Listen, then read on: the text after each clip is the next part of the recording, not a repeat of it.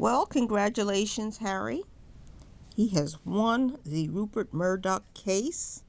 The amount that he's going to get is going to be probably over $1 billion. That's just a guess by me, but I want you to hear exactly what Rupert Murdock has pled guilty to just as his trial was about to start.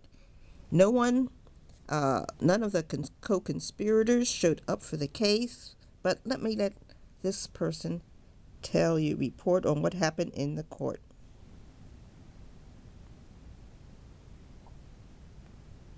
I've been asked to read out a statement on behalf of the Duke of Sussex and Lord Watson.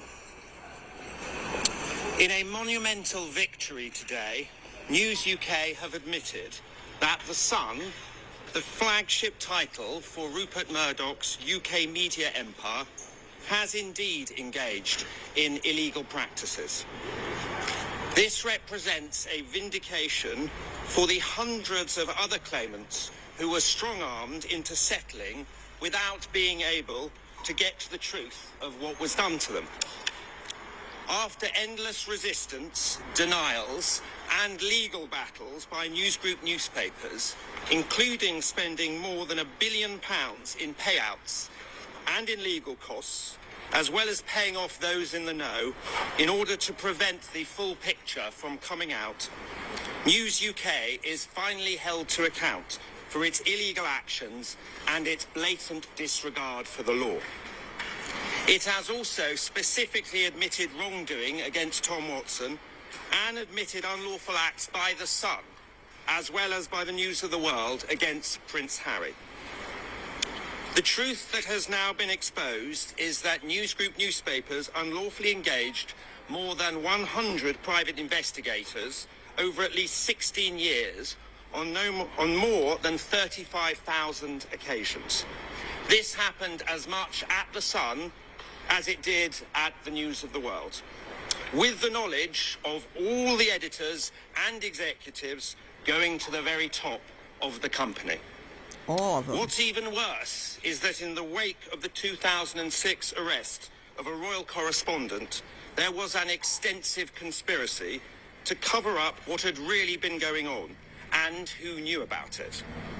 Senior executives deliberately obstructed justice by deleting over 30 million emails, destroying backup tapes, and making false denials, all in the face of an ongoing police investigation. They then repeatedly lied under oath to cover their tracks, both in court and at the Leveson public inquiry.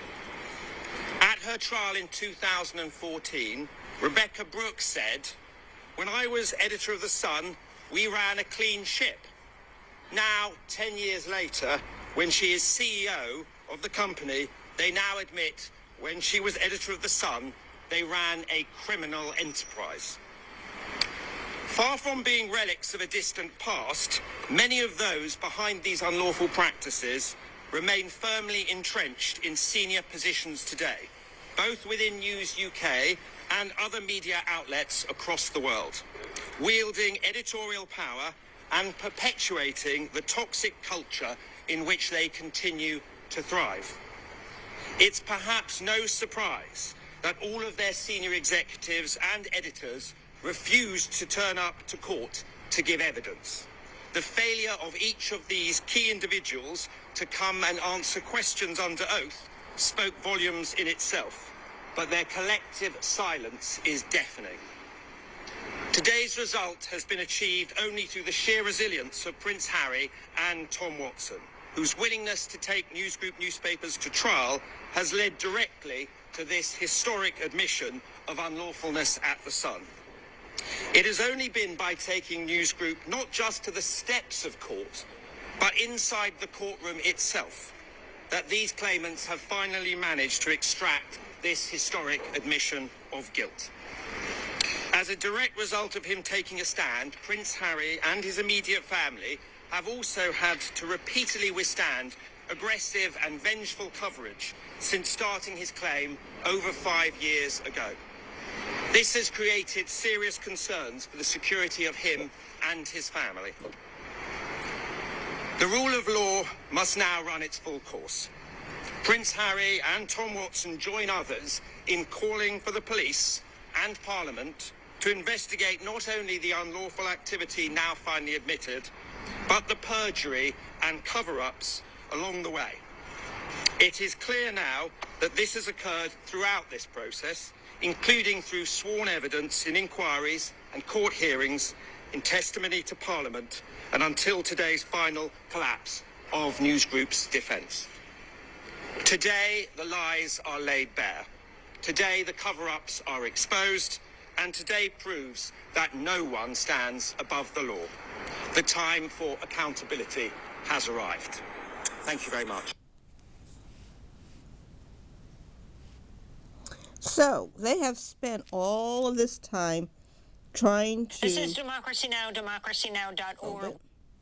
Trying to badmouth Meghan and Harry, and trying to get at the children, and try to embarrass, humiliate, degrade, defame, ridicule Harry, Meghan, and the children in public through the media, on all of those podcasts you've been watching, on all of those TV shows, all of those commentators who've been saying exactly the same thing over and over again, in a conspiracy, a full media conspiracy to get rid of Harry and to not pay him for their crimes. These are crimes, not just civil actions. These are actually criminal actions, which should land people in jail, because they were burning tapes and papers and stuff in order to not have evidence found. And then they all refused to come to court today.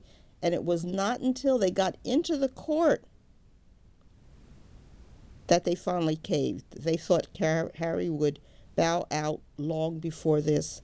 And it was a big risk for Harry, because had he lost, the bill would have been huge, billions of dollars. So now they'll have to pay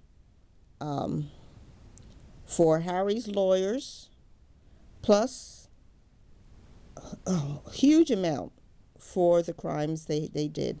And we'll have to wait and see. So congratulations, Harry. Congratulations, Meghan. Congratulations to the kids.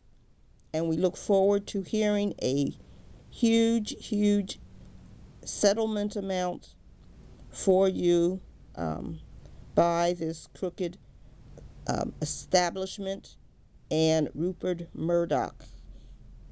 So great. What wonderful news.